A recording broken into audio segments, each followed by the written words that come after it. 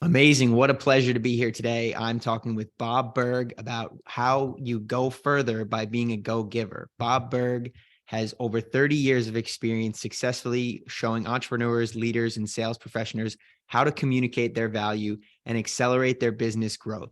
Although for years, he was best known for his sales classic, Endless Referrals, in his business parable, The Go-Giver, co-authored with John David Mann. He created a worldwide movement. While part of a 4-book series, The Go-Giver itself has sold more than 1 million copies and has been translated into 30 languages. It's rated number 10 on Inc. magazine's list of the most motivational books ever written, and it was on HubSpot's 20 most highly rated sales books of all time. Bob is the founder of the Go-Giver Community Network and the first of its kind of online business communities created by and for go-givers. He's an advocate, supporter, and defender of the free enterprise system, believing that the amount of money one makes should be directly proportional to how many people they serve. And he's also unapologetically an animal fanatic and served on the board of directors of Furry Friends and Adoption and Clinic in his town of Jupiter, Florida. Bob, it's an absolute pleasure to have you here today. Hey, Robert, the pleasure's mine. Great to be with you. So what are you drinking? Drinking some Rachel's Famous coffee. Ooh, nice. I got myself, I'm getting myself off coffee, but I got a little tea. We're going to have a little coffee chat. Really awesome to have a chance to get to know you and share this coffee chat experience. Before we can walk a mile in anyone else's shoes, we have to be willing to take off our own and getting to walk this experience with you, having listened to your bio and learning about your extraordinary professional track. Now, rather than asking the how are you questions, we're going to kind of get to the core of who are you and to step into your mindset. And so the first question we ask is, how do you want to be witnessed? I would say as a person who does their best to encourage others, who brings value and empathy to every interaction. Awesome. And it's definitely something that radiates throughout all of your work. We never fully get to answer that question. We never really get to ask that question, or really in any experiences that we have on a daily basis, because we get so caught up in never getting a chance to go deeper. But to really understand someone and see that that's a part of who you are, we're going to learn that from your story. And so we know from your biography and the many details about your accomplishments, but to help us understand your story and be present and engaged with you and the lessons you've learned through heart and hard work, the first question we really need to have our listeners know about is, what's really the heart of the go-giver way? And does it apply to people who are not entrepreneurs? Yeah, well, so the go-giver way, if you will, is simply understanding that shifting your focus, and this is really where it all begins, shifting your focus from getting to giving. Now, when we say giving in this context, we simply mean constantly and consistently providing immense value to others. So it's understanding that doing so is not only a more fulfilling way of conducting business, it's the most financially profitable way as well. Not for any kind of way out there, woo-woo, magical, mystical type of reasons. It actually makes very rational, logical sense.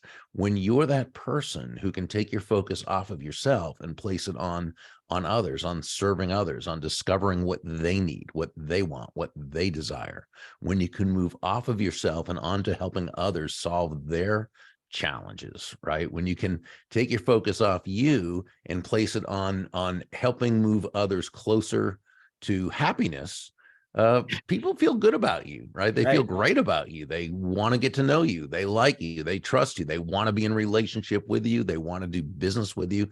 They want to tell others about you. They want to be your personal walking ambassador. So moving your focus off yourself and onto others, again, that's the go-giver way, which is just a fantastic way to do business. I love that. And because you're moving your focus off of you and yourself first, and not forgetting about it entirely, just moving your focus on what you can give first, right? Yeah, and you bring up a good point. I mean, there's nothing about this that is in any way doormatty or martyrish or self-sacrificial. Absolutely not at all. It's simply understanding human nature and understanding that what one of the mentors or several of the mentors shared with Joe in the story, that all things being equal, people will do business with and refer business to those people they know, like, and trust.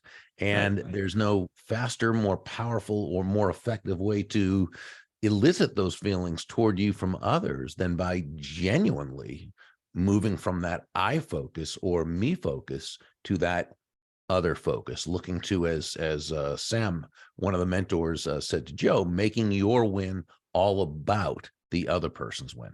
Definitely. And then that radiates to, it's really a framework for understanding how, as a society, we kind of break down and we choose to cultivate and value and give value back to people through the laws that you kind of explain in the book. You have 5 laws and you Mhm. talk about them. I'm going to ask you to explain them in a little bit more, but explaining how to understand those and how they come about from a society standpoint. Can you help us understand the 5 laws that you and John share in the book?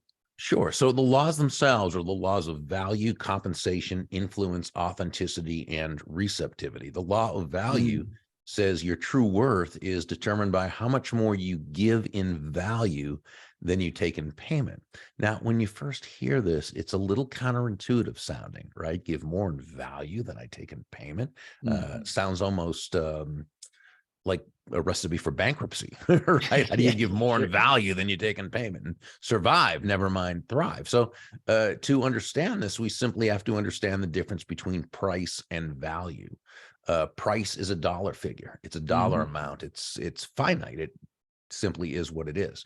Value, on the other hand, is the relative worth or desirability of a thing, of something, to the end user or beholder. In other words, what is it about this thing, this product, service, concept, idea, what have you, that brings Right. so much worth to another person that they will willingly exchange their money for it and be ecstatic that they did, while you make a very healthy profit.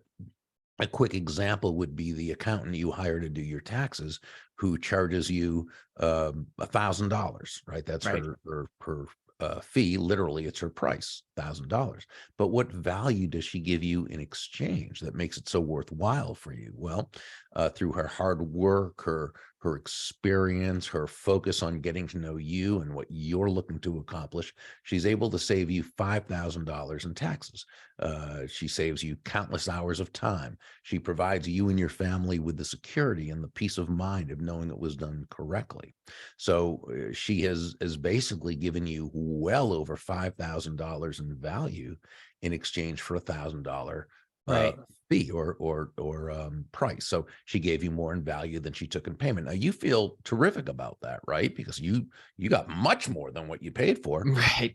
She also made a very healthy profit, because to her, it was well worth her trading her time and her knowledge, experience, energy, what have you, for that $1,000. So both parties profited. And in fact, in any free market based um, exchange, and when I say free market, I simply mean no one's forced to do Right. business with anyone else.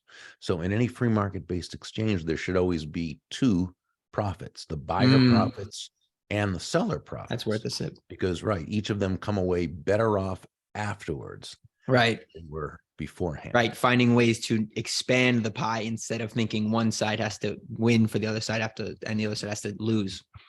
Exactly right. So that's basically the law of value. Right. The law of compensation, law number 2, says your income is determined by how many people you serve and how well you serve them. So where law number 1 says to give more in value than you take in payment, law number 2 tells us that the more people whose lives we touch with the exceptional value we provide, the more money with which we'll be rewarded. In the story, Nicole Martin, the CEO, shared with Joe, the protege, that the law of value represents your potential income, but it's not enough to serve just one person, right? The law of compensation represents your actual income, because it's all about how many people's lives you impact. And that's the key. So Nice. we could say that exceptional value, law number 1, um, plus significant reach, right, equals very high compensation. Right. And like being extremely good at your craft and being able to offer it to more people, and that Yes. deserves to be compensated. That's what it's all about. That's why we all choose to work hard. And that's why we devote our heart and hard work towards the things we care about, with the hope that one day it can be it could have breadth and depth of impact. I love that you brought that up, impact on our audience. Exactly. Yeah. Law number 3, the law of influence, says your influence is determined by how abundantly you place other people's interests first. Again, this sounds counterintuitive or counterproductive, maybe even Pollyanna-ish, until you realize that, the greatest leaders, the top influencers, the highest producing, top money earning, sustainably successful salespeople, this is simply how they run their businesses and conduct their lives. They're always looking out for the other person. They understand that, nobody's going to, and I say this when I speak at sales conferences, nobody's going to buy from you because you have a quota to meet. Okay. They're not going to buy from you because you need the money. Right. And they're not even going to buy from you just because you're a nice person. They're going to buy from you because ultimately they believe they'll be better off by doing so than by not doing so. So the law of influence says you've got to put your focus on that other person, right? Yep. Because they're not buying for your reasons. They're buying for their reasons. And that's really what that's all about. And that's the development of that know, like, and trust relationship that we were talking about earlier. Right. And in the go-giver influencer, really what stood out to me is the large level of empathy to get into the shoes of the other person, to develop that trust, to be able to understand their needs and to be able to serve them better. And that's how you influence. Absolutely. That right on. Law number 4 is the law of authenticity. And this one says the most valuable gift you have to offer is yourself. Now, in this part of the story, the mentor in that part, Deborah Davenport, she shared a very important lesson she learned in her sales career. And that is that all the skills in the world, the sales skills, technical skills, people skills, as important as they are, and they are all indeed very, very important, they're also all for naught if you don't come at it from your true, authentic core. But when you do, Robert, when you show up as yourself day after day, week after week, month after month, people feel good about you. They feel comfortable with you. They feel safe with you. And why wouldn't they? They know who they're getting. And this kind of consistency is absolutely invaluable when it comes to building trust and sustaining trust. We live in a very inconsistent world. It's a world in which people want to try to make sense of their world as much as possible, yet that's very difficult to do. So when you're that person who shows up the same every time, okay, which doesn't mean you're perfect, doesn't mean you don't, but you show up the same every time and you show up in a good way. They have that trust for you. And, and it's interesting about authenticity, because I think, and I've seen this since, since social media has really become prevalent, authenticity has sort of taken on a meaning that authenticity means you have no boundaries, right? You just say what you want to say and do what you want to do and take it or leave it. That's too bad. I'm being authentic and that trumps everything. I disagree. And I don't think that's being authentic. I think a lot of times people conflate being obnoxious with being authentic. This is like the person who says, well, I have anger issues and I yell at people a lot. And if I were to act any differently, that wouldn't be authentic of me, right? That's baloney. It simply means this person has an authentic problem that they need to authentically work on in order to become a better, higher, more effective, authentic version of themselves. So I think it's important that we don't use the concept of authenticity as a reason for not growing. Right. I personally, define authenticity as acting congruently with your values. Right. Okay. And if you're doing that, that's being authentic. Acting congruently with your values. It's the way I describe it is alignment with your identity, right? There's who you are and who you want to be. And there's the expression, fake it till you make it. We've talked about it on a couple of episodes. I hate that expression because it implies that you're doing something that's not, that you don't believe at your core. Right. So I say, believe it until you become it, which is because you're consistent with the congruency inside of you, right? With what you believe, you're trying to align the outside to what's on the inside instead of sustaining something that is not congruent with what's on the inside, on the I outside, love because that. people will eventually see through that, right? And Mhm. I love that you spent that extra time to talk about authenticity, because that's so core to the Heart and Hard Work mission, this podcast. And what we talk about is, if we are going to elevate, if we are going to rise together and do that work, it's going to require us to believe it first. It's not just that we're doing this to be able to fake out the people around us, but we really want to be that person who can be a go-giver, who can be a leader, who can care for our people, who can take care and rise and develop ourselves, and not just have to fake it so that we can get, compensation and value, but really that it's aligned with that authentic. And only listeners who can align with these 5 laws, and we're getting to the last one in a second, would really be the ones that need to hear this and want to hear this. Sure, exactly. And so the last law is, Yeah, it's law number 5 is the law of receptivity. And this one says the key to effective giving is to stay open to receiving. This really means nothing more than understanding that, yeah, you breathe out, you also have to breathe in. It's not one or the other, it's both. We breathe out carbon dioxide, we breathe in oxygen. We breathe out, which is giving of value. We breathe sure, in, which is receiving of value.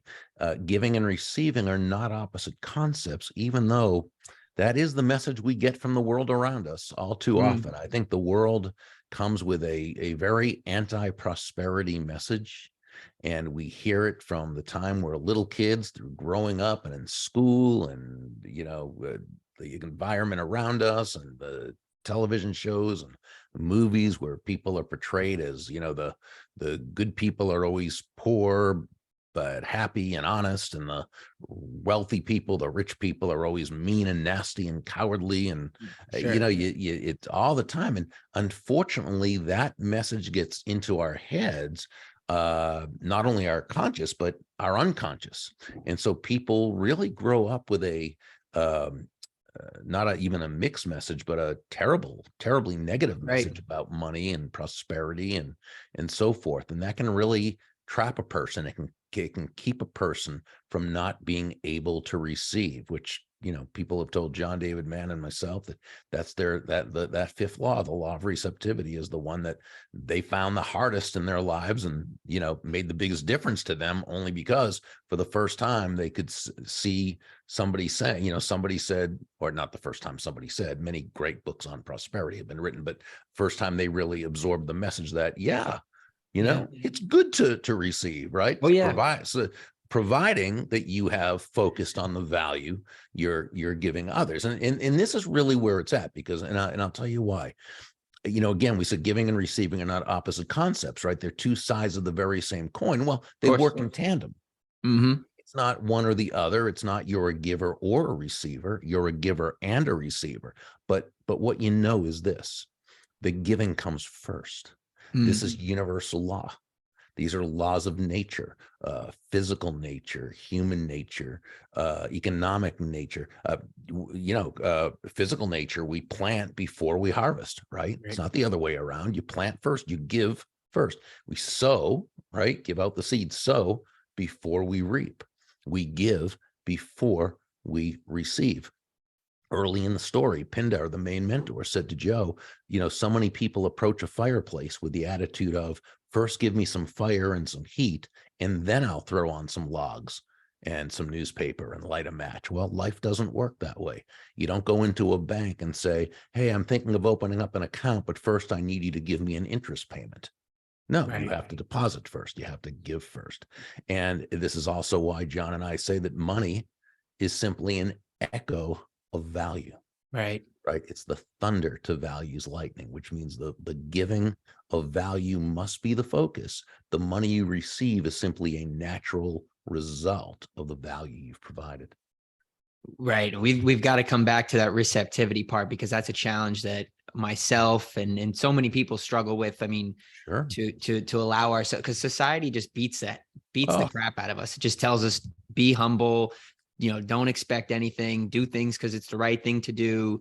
And we got to come back to that, because there's so much more that's worth. But But you're also getting to this really interesting point about giving before you receive. And actually, our podcast team put together a list of questions, and I've been pulling from them and synthesizing them when they wanted to ask too, like, doesn't this seem like it's for people who already have? Because you say it's not necessarily natural. It could be counterintuitive.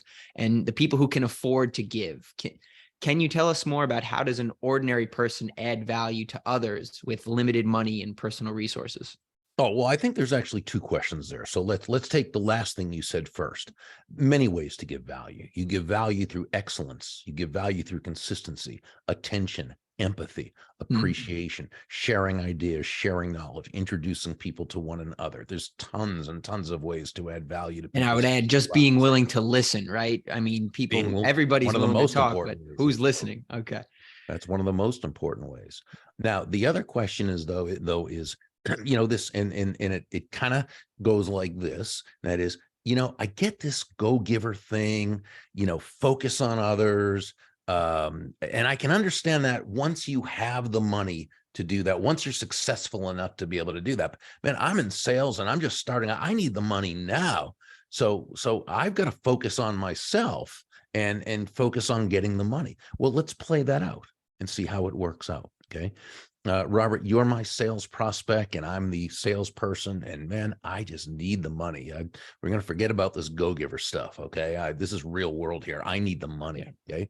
So I'm going in there, I'm giving the presentation, and, I'm asking you questions because I've been trained and taught to do that. But I'm listening to your answer, but I'm not really listening. I'm not really listening because I care, or because I'm trying to understand you or really get the intricacies of your thought processes, where you're coming from, what you really need, want, and desire. I'm listening so I can kind of find some ways to be able to sharp angle you into a close so I can get that money. Right. Okay.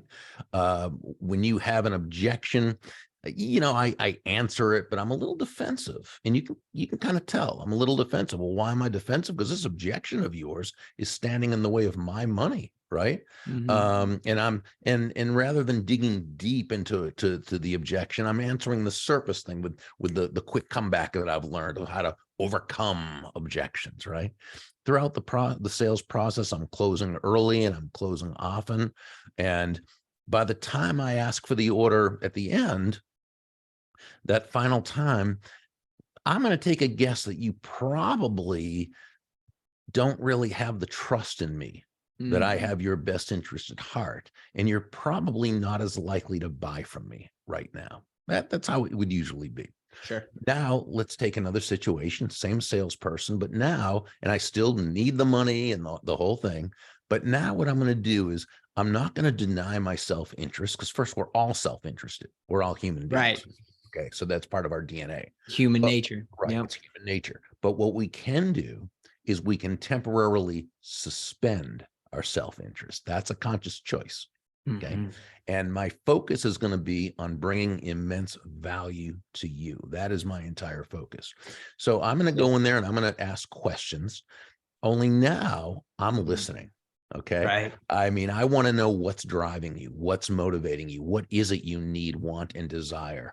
And when you provide an answer, unless I'm absolutely 100% sure I understand it from your viewpoint, I'm going to gently and diplomatically ask clarifying questions so that I know what it is you're looking to achieve through this product or service. When you have an objection, I'm going to welcome it. I'm going to let you know I welcome it, because in order for us to, to do this, you need to feel very comfortable with the process. And so what I'm going to do is, rather than just give you a standard answer to this standard objection, we're going to go deep together. We're going to find out, we're going to get to the root of the objection, not the symptom of it. Okay. And we're going to discover what that really is. Then we're going to work through it together to advance the process so that you feel assured that you're taken care of. Okay. I'm only going to connect the benefits of my product or service with what you need, want, and desire after I'm 100% sure I understand what you need, want, and desire. And, by the time I ask for the order, I'm only asking you to take action on something you've already told me that you want to do. More than anything, you absolutely feel in your gut that I have your well-being at heart. Right. Are you more likely or less likely to do business with me right now? And the chances are you're more likely to want to. So this go-giver stuff is not something that you do only after, you've made it. It's Right. how you make it. Right. Right. It's beautiful because it's a framework, like I like to think about and we've talked about on a few different episodes. It's a framework for thinking about how to create value for others. Mm, And in turn, why are we interested in creating value for others? Because it's a society, and you said human nature and the way we're social creatures is how we get value back to ourselves. And right. so the way of sustaining and suspending our personal interests for the point of others, and we talk about multiple dimensions of that, whether it's yourself directly, yourself indirectly, others directly, others indirectly, and we don't have full time to go into that. But when you can get to that level of thinking about the people and impacting and helping them, and you'll never know them, you'll never see them, you'll never meet them, when you can flip that to where you're putting that in the front of your mind first, that go-giver mindset first, that's really where and how you create value. So it's tremendous to have you share this as a way of thinking. And it's awesome to have been able to extract all this from your books. Thank you. I appreciate that. And so I really, in the last little bit of our time together, I want to come back to have a chance to reflect together about the last principle of receptivity.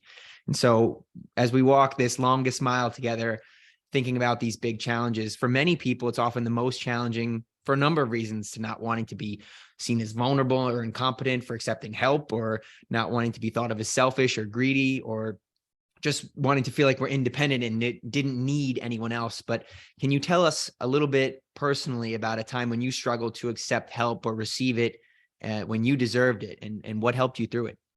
Oh, I mean, I did that when I was younger. And it was for the same reasons that we all have now.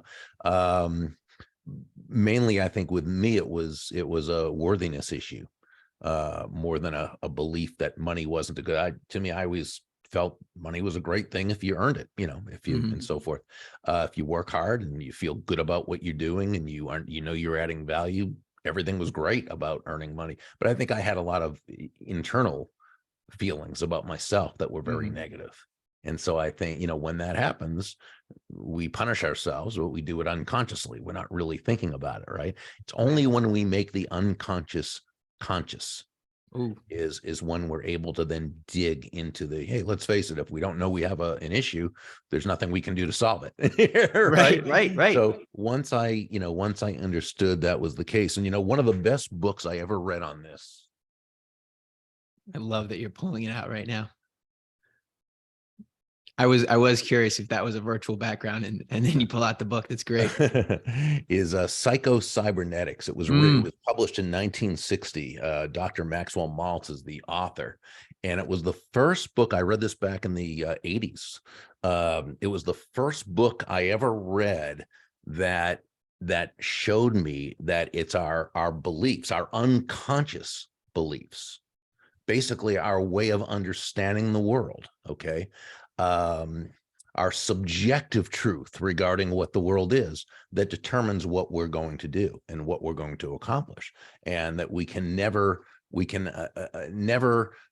be any more successful than our most limiting belief, right, about ourselves and about the world. Believe it before you become it. Yeah, and this book to me was just invaluable. It's what got me started on the process of understanding human nature, what drives people, what drove myself. That's awesome, because the follow-up question I was going to ask was what changed your mindset toward and allowed you to start receiving help and allowed you to start opening that door. And I think the big point that you bring up and is important for us all to reflect on is that if we are also not willing to receive, what message are we sending subconsciously to everyone else when it comes to giving value or giving help? How can we all be helpful, all be helpers? Everybody wants to be helpful. Everybody wants to be a helper, but no one is accepting help. No one is willing to accept. No one is willing to allow someone else to help them or to give to them. And so that's where the system shuts down. So like you said, it works in tandem. They're not different things. Right. They work together. Right. When you give, but you refuse to receive, you basically shut down the flow. As Pindar tells Joe, every giving can happen only because it's also a receiving. Every receiving can happen only because it's also a giving. And so, it's, while we breathe out carbon dioxide and breathe in oxygen, the plants are all breathing out carbon dioxide, breathing out oxygen and breathing in carbon dioxide. So Mhm. again, it's that give and receive. It's two sides of the same coin. It's working together in tandem. Absolutely. And Bob, it's been incredible to learn from your insights and to hear about how your book has actually shaped you, and to learn your personal story of being a go-giver, and how these, even to have something you've given us for the road, how these have shaped you and how they've shaped your mindset. And you've given us a book, Psycho Cybernetics, take something for the road. I just want to ask if you have one question to empower our heart and hard workers to continue reflecting and sharing. I would just say, can you allow yourself to shift your focus, and keep that focus on, am I adding value to others, while understanding that value is always in the eyes of the beholder. So it's not, am I adding value to others in a way that I think is of value? It's, am I adding value to that person in a way that they see as being of value? So powerful. And Bob, I want to thank you so much for giving your time to be with us. You truly are a go-giver living it. Your books with John Mann together, the four of them are awesome, and Thank definitely you. want to recommend them to our listeners as we've hyped them up. Something worth going to check it out. Great way to learn through a very interesting, engaging story, something we can really see our shoes in. And for you to give your time to be a part of this podcast, to empower people who you will probably never see, you will never meet, but that's truly a reason why you deserve value and compensation. And at the very least, I'm glad that we had a chance to Thank you, witness Robert. you today. I So appreciate you greatly. Thank you. thank you.